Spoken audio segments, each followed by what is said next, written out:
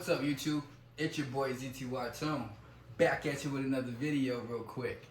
Today, I'm going to attempt to do something that's never really been done before. I am going to go ahead and put this Philodendron Billietiae in this coconut and mount it on one of my logs here.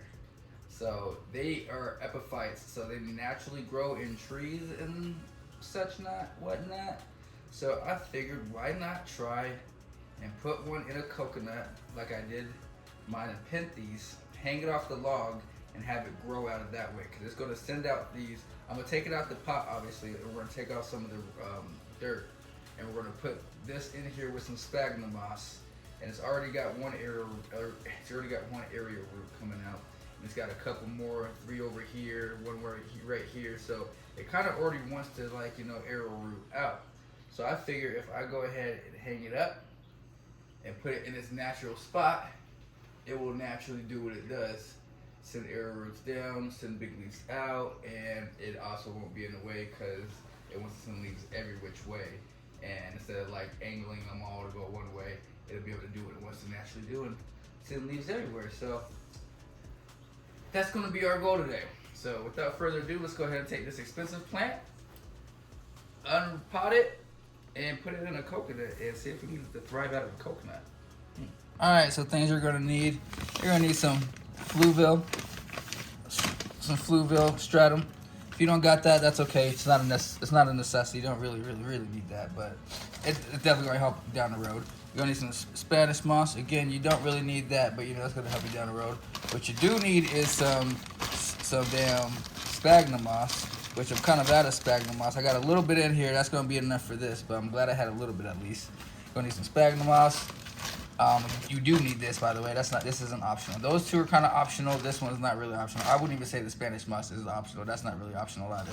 So Spanish moss and then sphagnum moss, and then you're going to need some sheet moss, which is definitely optional as well. That's just going to be a top dressing. All right. So I'm not using the sheet moss. We're taking that out. Boom. We're not using the sheet moss.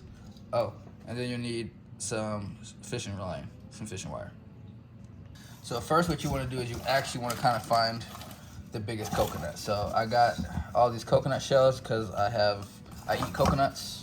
I go to the store, I buy the coconuts, I crack them open, I eat the coconuts. And I keep the shells because I know there's things I can do with them, like this, and hanging the Penthes in them, all kinds of cool things.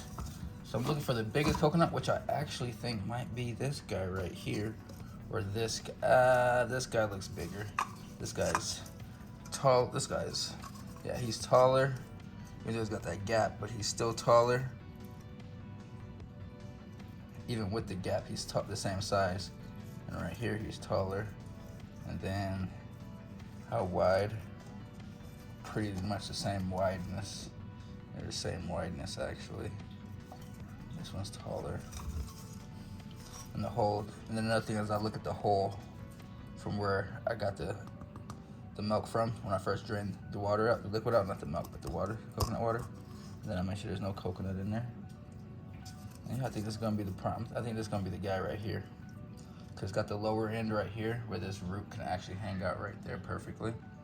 From right here, from this lower end. And this root can hang out. So I think this is gonna be it right here. Let me just double check. Like I said, this was the next one up. This one's actually pretty freaking big, but it doesn't have a hole at the bottom because it's the top.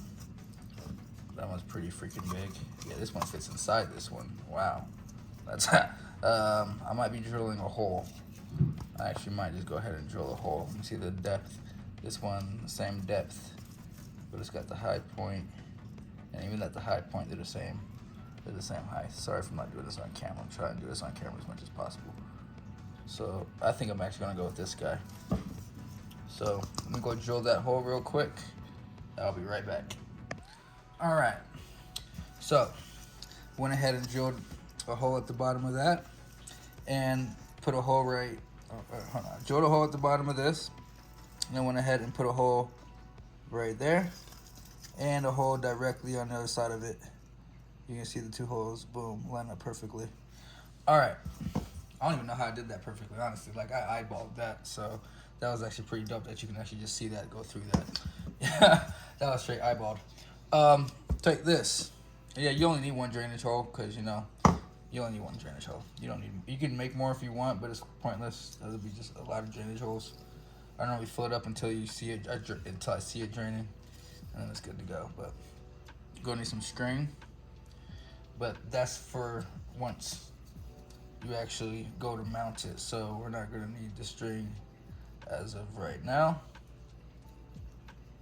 Actually, should we do the string right now? I think we should.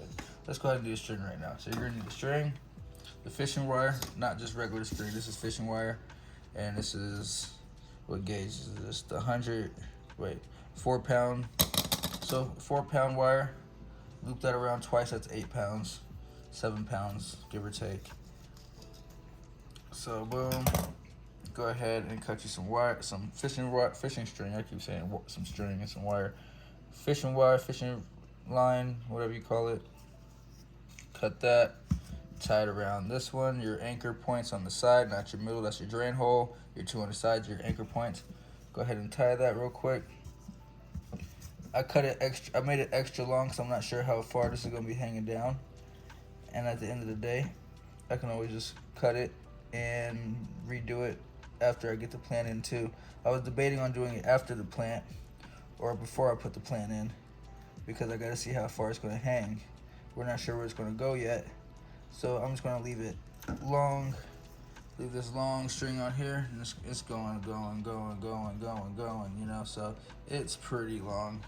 So I'm pretty sure that it's not gonna be, plants are gonna be 5 or 2 feet away from the light. So I'm going around like a 1.5 feet, 2 feet of wire right now, just to give it clearance, and then I'll adjust it later on.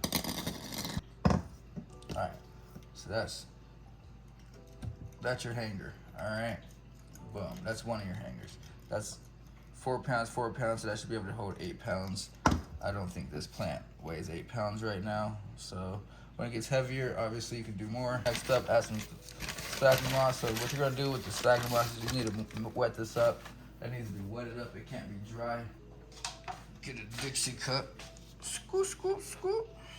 Go to the fish tank over yonder. Put some fish tank water in the Dixie cup. All right, got your water.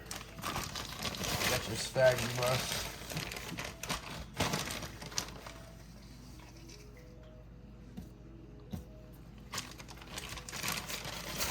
Go ahead and soak all the rest of this because I'm gonna use all of this. This is all the dust that's at the bottom. You can use the strings. I don't use the dust because the dust be just everywhere. I'll throw that like in the middle or something. Go ahead and soak that.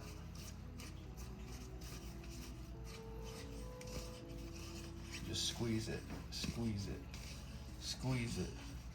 Just squeeze it, submerge and squeeze, submerge and squeeze, submerge and squeeze, submerge and squeeze.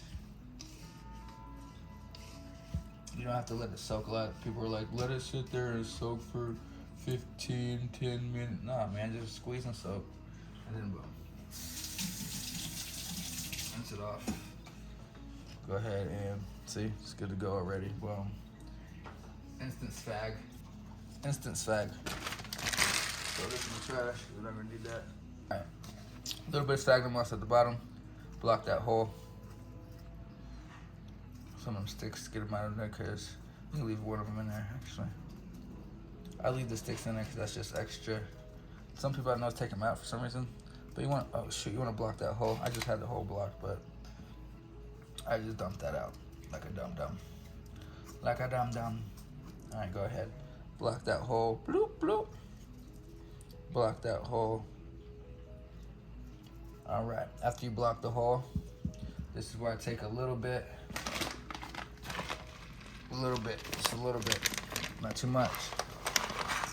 Boom. Hit it with a little bit of that. Bam, that's it. That's just nutrients, that's just added nutrients. If y'all don't know about that, it's for aquariums, but you can also use it for potted plants. Yeah. And then we're gonna add some more sphagnum right on top of that. Boom, boom, boom. Some more sphagnum on top of that. That's just gonna be adding nutrients. So I don't have to sit there and fertilize this. I don't have to pour fertilizer through it. I can, but I don't have to. I normally top fertilize anyways. If you know me, you know I top fertilize, or I foliage feed. I don't know what I'm talking about, top fertilize. I foliage feed. All right. Oh shoot, the camera was sideways, sorry. Sorry. Well, bam.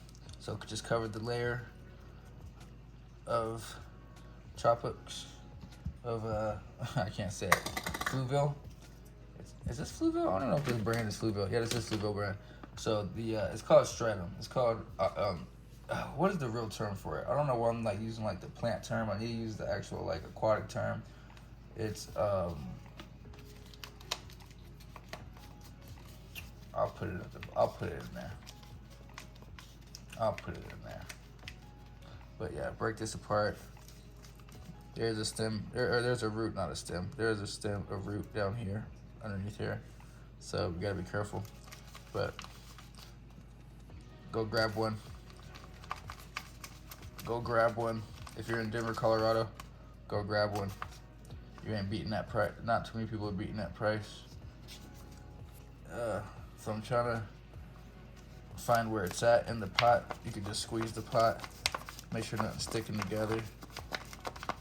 This is my way of repotting. If I repot something, you see how it's starting to move around in there now? Now it's starting to move around. Now you can even with these little thin ones, push it at the bottom a little bit. You get the bottom to push back. Back up, back up, back up. All right, let's see here if I can grab it. I'm trying to grab it from the middle right here. Not damage nothing, just if it's not pulling, just don't force it. There it goes, there it goes, there it goes. There she goes. The billy is loose. The Billietiae is loose. So we're gonna put that, make sure the string is out the way again. Make sure your string is out the way. She was definitely root bound, look at that. She was circling around, root bound. All right, I'm not even gonna break her up. I'm gonna go straight in like this. It's a coconut. You might think that's a little brazy, and that is a little brazy, so I'm not gonna do that. I wish the coconut was deep enough to do that. So I am going to have to, unfortunately, these roots look really good though. Shout out to the plant gallery. I don't want to break this up too much because honestly, so what I could do is I can just leave it like this. So we're gonna do an experiment. I'm gonna just leave it like this, guys, because this is really tight and I don't want to break nothing up, and I want it to just stay really happy, because that's how I am with my plants. When I repot plants, I don't even break the stems up or nothing. I don't break nothing up, the potting soil up. I leave them whole, and I just put them right back into the new soil. So what I'm gonna do with this, I'm gonna experiment, guys. We're gonna experiment here. You're gonna see. This is the first time I've ever seen a Billietiae go into a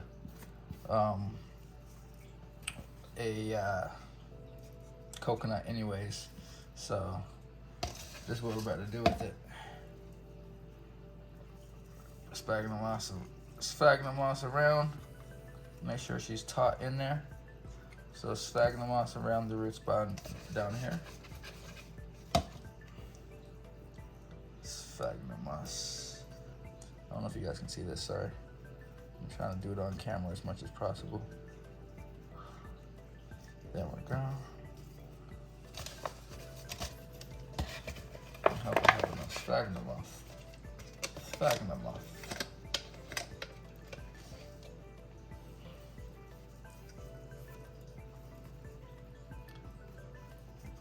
I think we're gonna have literally just enough to have it. I think it's like literally gonna be right to the end.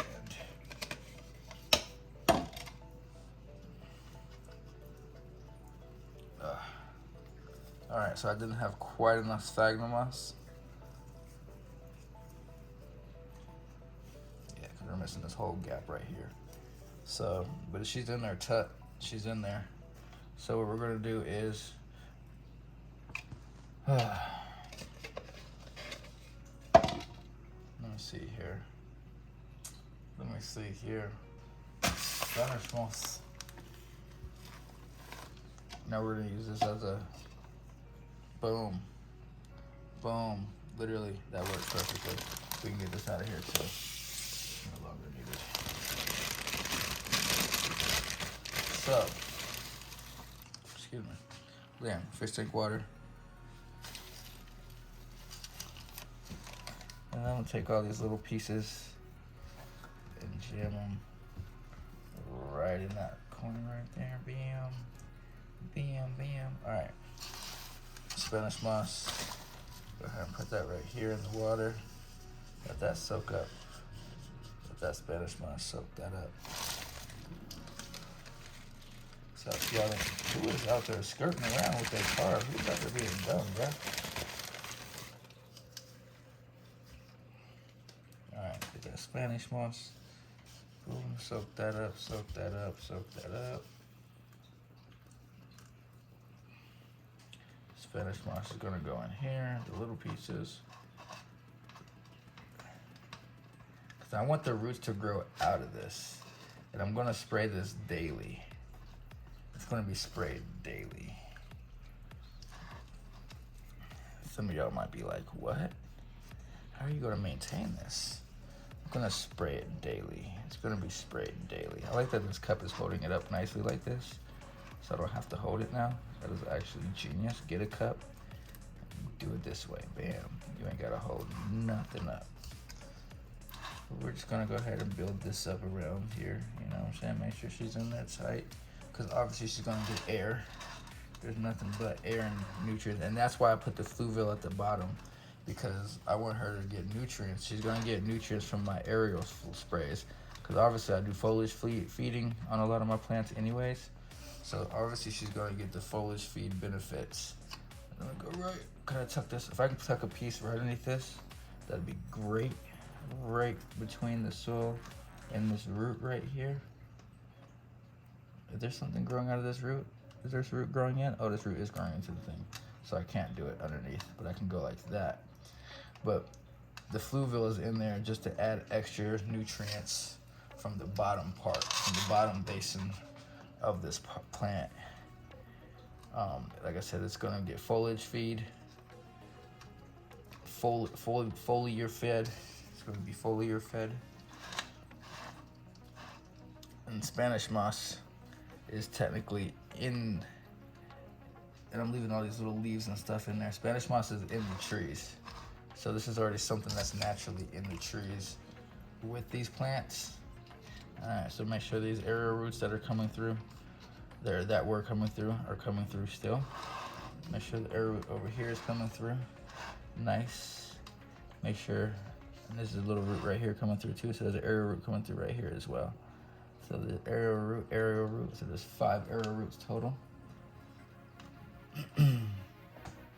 Alright, so that looks happy. So what I'm going to do is, just to make sure this thing is in there, and make sure it's like not going to move around and stuff too much, I actually might add a layer of this, I didn't want to, but I might, just because it might help it stay.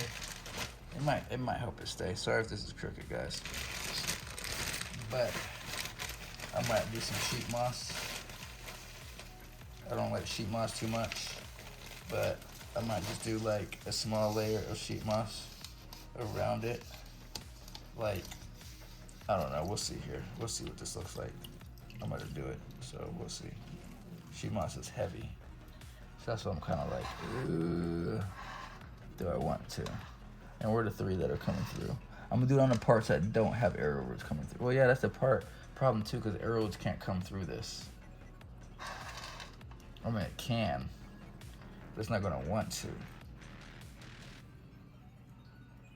I mean, aerial roots can come through this, I guess.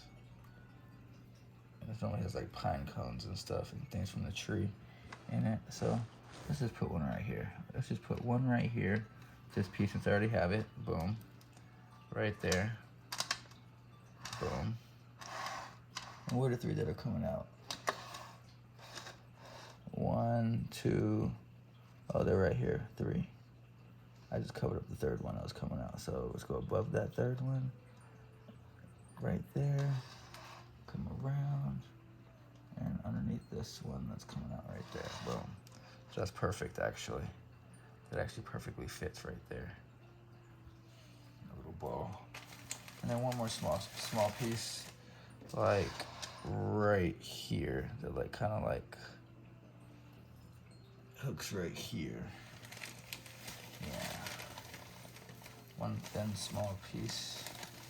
It's gotta be thin. This isn't thin.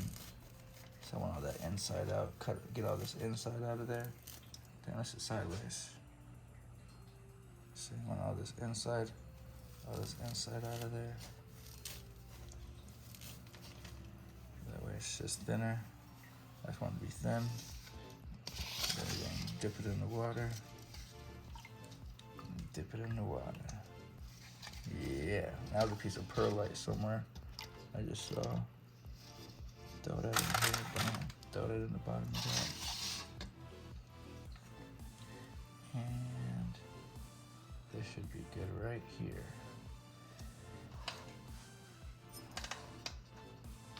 Blam. I think it's perfect. Alright. And I'm gonna take that fishing wire. More fishing wire real quick. I'm gonna get the fishing wire again. And get you a nice long, like 3 feet piece. 4 feet piece, maybe, you know. Go ahead and cut that. Boom. I'm gonna go ahead and come to this. Wrap this around the base. And tie it off.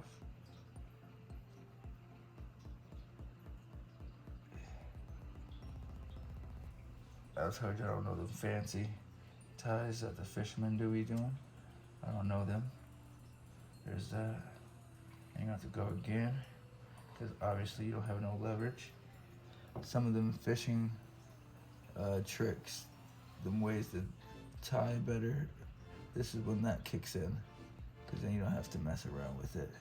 But then, I'm a pro though, so you go like that. Pull it without snapping the line.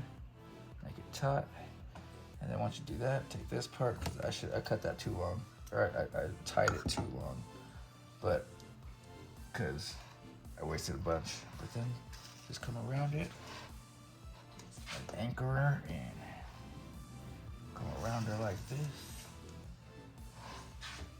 and anchor her down. Make sure you're not hitting those air rivets that are coming out.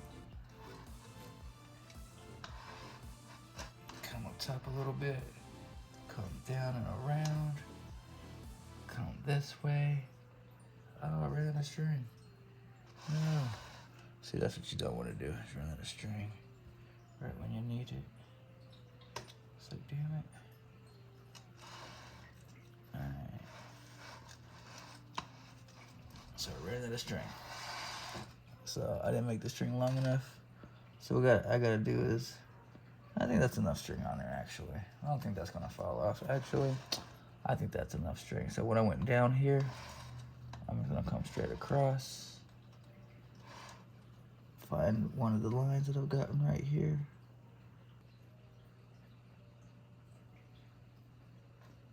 And tight.